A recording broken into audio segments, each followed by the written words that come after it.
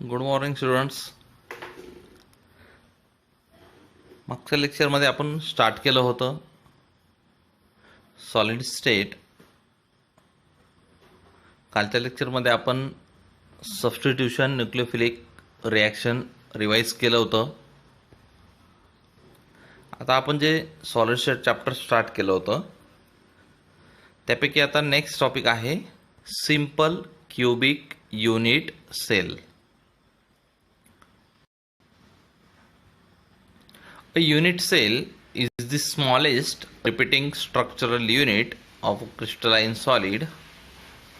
When unit cells of the same crystalline substance are repeated in space in all direction, a crystalline solid is formed. A crystalline solid is formed.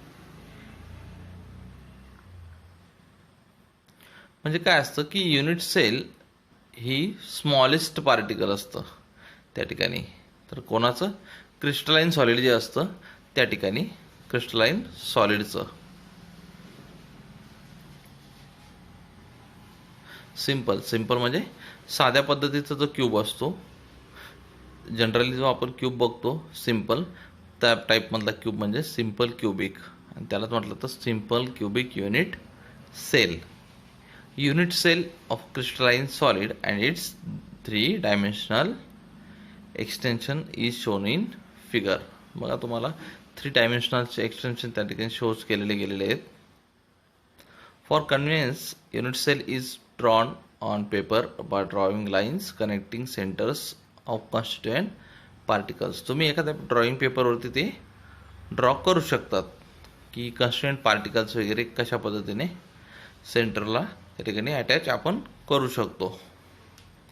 Each point at the intersection of the lines in the unit cell represent constituents particles, that is an ion or an atom or molecules of the crystalline solid.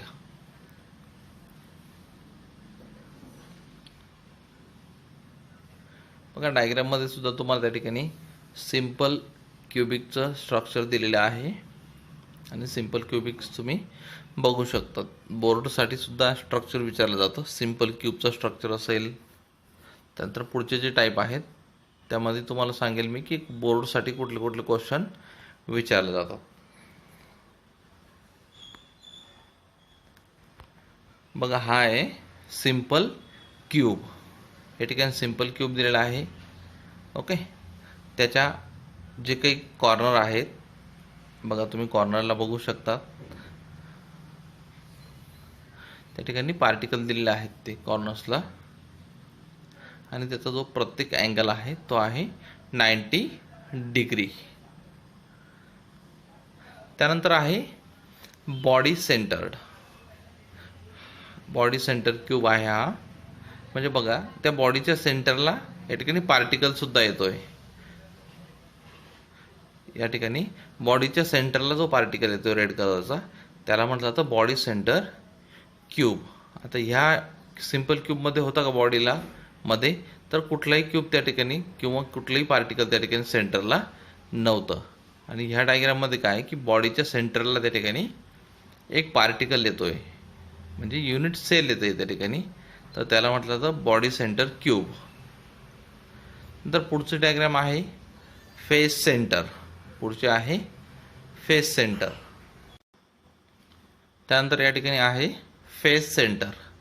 बघा या क्यूबच्या जे काही side आहेत, left असेल, right असेल, front असेल, back असेल, up असेल किंवा डाऊन असेल, हे सर्व जे साईड आहेत त्या ठिकाणी सुद्धा त्या ठिकाणी तुम्हाला रेड पार्टिकल दिसत आहेत.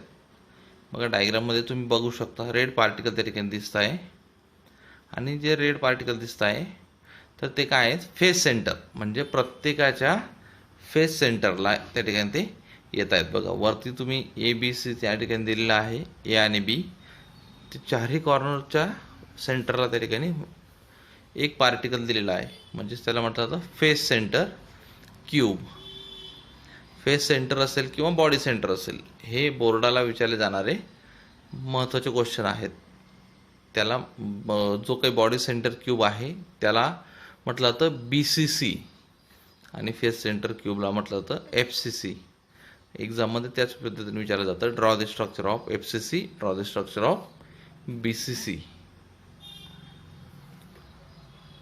Next cube is primitive or simple tetragonal. बघा या ठिकाणी सेम क्यूब आहे, फक्त कुठल्या फॉर्ममध्ये आहे तो टेट्रागोनल फॉर्ममध्ये आहे. आणि त्याचे जे काही अँगल आहेत ते अँगल पण कसे आहेत 90 डिग्री त्या ठिकाणी दिलेले आहेत. ओके, प्रत्येक अँगल काय आहे 90 डिग्री आहे. आणि हा सिंपल टेट्रागोनल आहे. टेट्रागोनल आहे तो सिंपल क्यूब होता, हा सिंपल टेट्रागोनलमध्ये सिंपल आहे. मग टेट्रागोनलमध्ये तो FCC येऊ शकतो, BCC येऊ शकतो, म्हणजे या ठिकाणी सेंटर क्यूब येऊ शकतो किंवा फेस टेट्रागोनल येऊ शकतो त्या ठिकाणी. बघा बॉडी सेंटर टेट्रागोनल, टेट्रागोनलच क्यूब आहे, फक्त काय आहे तो बॉडीच्या सेंटरला त्या ठिकाणी पार्टिकल आलेला आहे. तुम्ही बघू शकता बॉडीच्या सेंटरला पार्टिकल आहे. जे काही साईडचे कॉर्नरचे जे काही पार्टिकल आहेत ते त्या ठिकाणी जॉईंट झालेले आहेत बॉडीच्या सेंटरला, म्हणून त्याला म्हटलं जातं बॉडी सेंटर टेट्रागोनल. आणि या ठिकाणी प्रत्येकची सुद्धा जे काही कॉर्नर्स आहेत ते आहेत 90 डिग्री.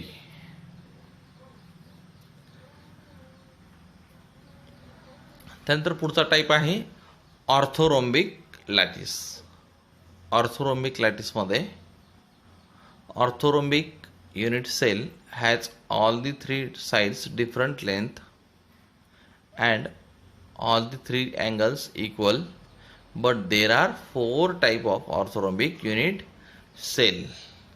ओके, त्यांनी काय म्हटलं की लेंथ जी आहे ती प्रत्येक साईडची काय आहे डिफरंट असणार आहे आणि त्यांचे अँगल काय असतील इक्वल असणार आहे. 90 डिग्री हे प्रत्येकाचा अँगल असणार आहे आणि त्यांची साईडची लेंथ काय असेल डिफरंट त्याच ठिकाणी असणार आहे. आणि ऑर्थोरोम्बिकच्या ठिकाणी ऑर्थोरोम्बिक लॅटिस जे आहे किंवा ऑर्थोरोम्बिक पार्टिकल जे असतील किंवा ऑर्थोरोम्बिक युनिट सेल जे असतील त्याचे किती टाईप पडतात 4 टाईप पडतात. एक आहे primitive or simple orthorhombic unit cell किंवा लॅटिस. दुसरा आहे बॉडी सेंटर ऑर्थोरोम्बिक लॅटिस.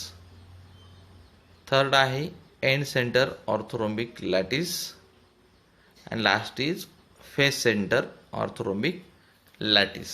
आता आपण बॉडी सेंटर बघितला होता, फेस सेंटर बघितला, आता आपल्याला नवीन आहे एंड सेंटर. ओके, सिंपल तर तुम्हाला माहिती आहे. तर आता या ठिकाणी आपण बघू. आधी सिंपल या ठिकाणी बाजूला डायग्राम दिलेली आहे ऑर्थोरोम्बिक सिंपल क्यूब. या ठिकाणी ऑर्थोरोम्बिक लॅटिक्समध्ये बरेचसे टाईप आहेत. बॉडी सेंटर असेल, एंड सेंटर असेल किंवा फेस सेंटर असेल. तर ऑर्थोरोम्बिक सिंपलचं या ठिकाणी स्ट्रक्चर दिलेलं आहे. नंतर नेक्स्ट आहे body centre orthorhombic lattice.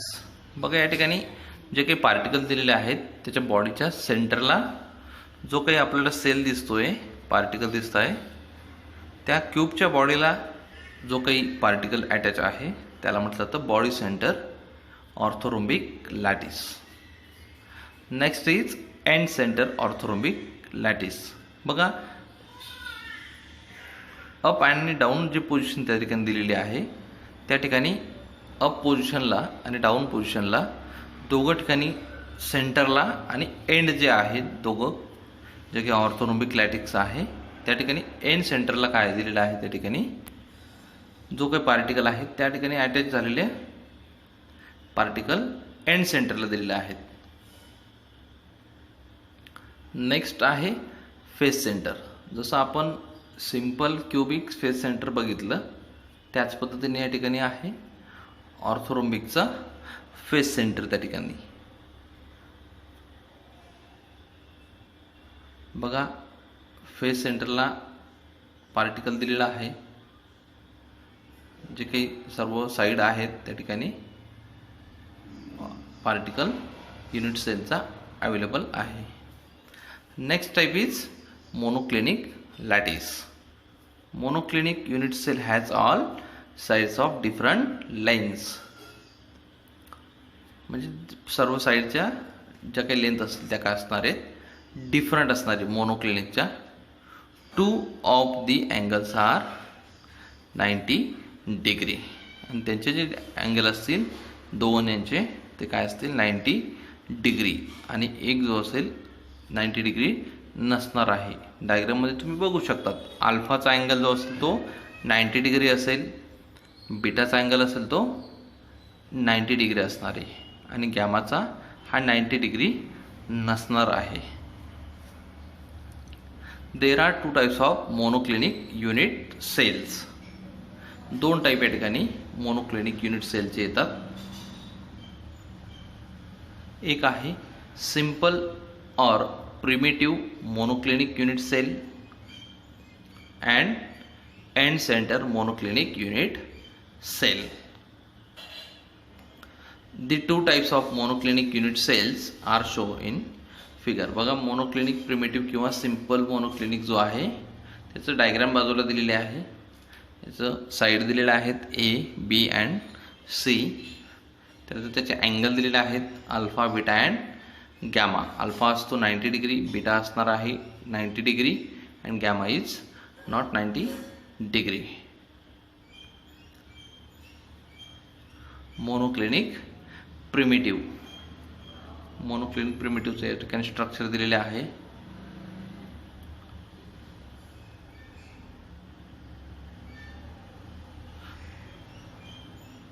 Next is triclinic lattice. बघा ट्रायक्लिनिक लॅटिस हा त्या ठिकाणी थोडासा क्रॉसमध्ये त्या ठिकाणी दिसतोय आपल्याला. Triclinic unit cell has all the 3 sides of different lengths A, B, C and all the 3 angles are different and not 90 degree. सर्व अँगल काय आहेत हे डिफरंट आहेत. म्हणजे 90 डिग्री एक सुद्धा त्या ठिकाणी अँगल नाही आहे.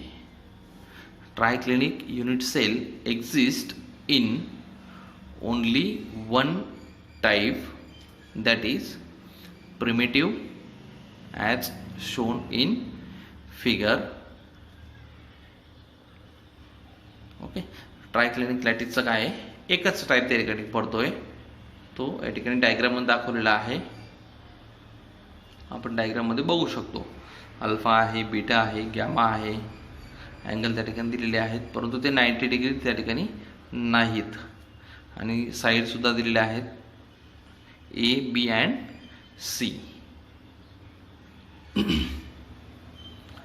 नंतर next lattice is hexagonal lattice. हे जे डायग्राम आहेत ना, हेक्झॅगोनल लॅटिस असेल, मोनोक्लिनिक असेल, ट्रायक्लिनिक असेल, हे सर्व ज्या काही बोर्डची एक्झाम होते त्या ठिकाणी 1 मार्काला ती डायग्राम विचारली जाते. मागच्या सुद्धा एक्झामला बॉडी सेंटर क्यूबचं आणि फेस सेंटर क्यूबचा क्वेश्चन विचारला गेला होता. या ठिकाणी आहे next hexagonal lattice. Hexagonal unit cell has 2 sides of equal length and third side of different length. Okay. 2 जे साइड आहेत त्यांची जी लेंथ असणार आहे ही काय असणार आहे इक्वल असणार आहे. आणि जी काही नेक्स्ट थर्ड साइड असेल तिची जी लेंथ असेल ती काय असेल डिफरंट असणार आहे. And 2 angles are equal to 90 degree. Third angle is 120 degree. जे काही 2 अँगल आहेत त्या 2 अँगलची जे काही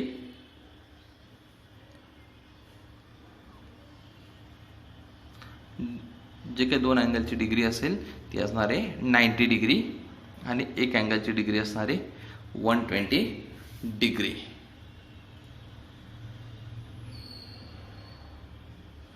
त्यानंतर next lattice is rhombohedral lattice. Rhombohedral lattice has all the sides equal in length. त्याचे जे सगळ्या साईड आहेत त्या काय असते इक्वल लेंथ असणार त्या ठिकाणी.